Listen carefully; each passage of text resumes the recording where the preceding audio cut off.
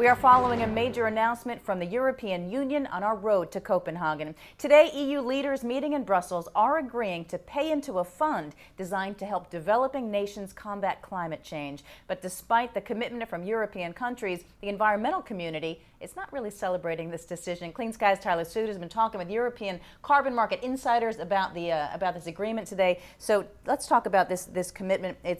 You're calling it very subjective right now, and I guess that's because there's no hard numbers on cuts. I think subjective is probably the safest way to put it, Susan. Right, no hard numbers, and it seems those associated with carbon markets in Europe are generally applauding this move, saying it's a step in the right direction. However, because there is no official commitment from the EU, no firm numbers in terms of the funding that would go into this, there is no firm official comment from anyone that I spoke with today. The EU leaders are agreeing that they should pay their fair share to help developing countries deal with the mitigation and the effects of climate change. To that end, the EU said today, quoting now, it endorses the Commission estimate that the total net incremental cost of mitigation and adaptation in developing countries could amount to 100 billion euros every year, and the EU says as much as half of that should come from public funds, that is, governments. Now, I want to point out two specific sections within these conclusions from the EU presidency. The first one is coming from Part 14. This is all dealing with climate change. It says the overall level of the international public support required in this estimate is in the range of 22 to 50 billion euros a year by 2020. Again, include the public and the private sectors, and that gets to your 100 billion per year in terms of European dollars, the euros. Now, Part 15 says the European Council supports the establishment of a high-level body to provide an overview of international sources for climate financing in developing countries. This is the funding mechanism. This would be under the guidance of the UNFCCC. The complication, though, comes because there will be future intense negotiation, and the dividing line is quite simple, Susan. Developing nations probably want to direct how that money is spent, even though they're receiving it from larger, better-off nations. But the donor nations want the control as well. This is our money. We want to ensure you're using it the right way. Right. And I guess because there are no hard numbers, this is why the environmental groups are not too happy about this. I think that's one factor. The other is, when can you ever do enough? That an environmental group would say this is enough money or this is enough effort. But you're right, it has to do with the lack of an objective goal in terms of the money spent, who would give what and when.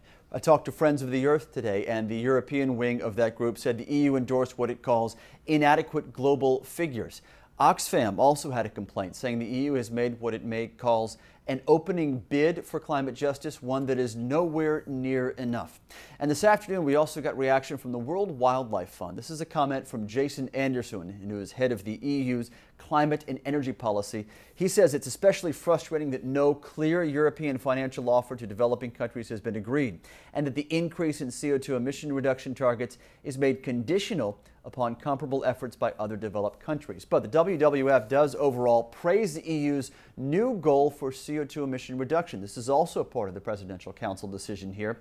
The European Council says an aggregate developed country emission reduction should be at least 80 to 95% by 2050. Susan, that's the largest number I've heard from any country in terms of talking about that 2050 total. And remember, in Congress right now, we're still talking about an 80 to 83% reduction, and you know the problems that are going on there. Right, and now this does put pressure on the U.S. to take some action. I think it's safe to say that, because the comments that I've seen today from world leaders are indicating that they will use this to some degree to lobby developed nations in terms of what lies ahead in Copenhagen.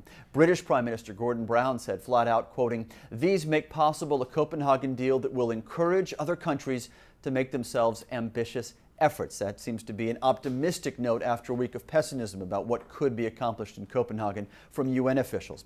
Also from the Danish Prime Minister, taking a bit of the moral high road here. He said this is not about money, this is about reducing the man-made temperature rise. But the reality here in the U.S. is that the first hurdle for Senate climate legislation, which we're still waiting for, is a markup process which is scheduled to begin on Tuesday. Susan, the first committee to take it up is the Environment Committee, and at last word there, even though it's scheduled to begin the markup on Tuesday, every single Republican member of that committee is threatening to boycott, so there might not be a quorum, so the markup couldn't proceed. Right, and actually Politico is reporting that all the Republicans on the committee met and have agreed to a boycott. They're pointing to Republican aides on that one. Mm-hmm. So I'm guessing this subject will be pretty prominent next week in Barcelona. Oh, absolutely. I know Margaret Ryan, our executive editor, is on the way there right now. I think the EU can, to some extent, pat itself on the back. It achieved an agreement. The member nations are generally on board, not all 27, and there are differences in terms of who should pay what, and many countries are still complaining about the effects of the financial crisis and the fact that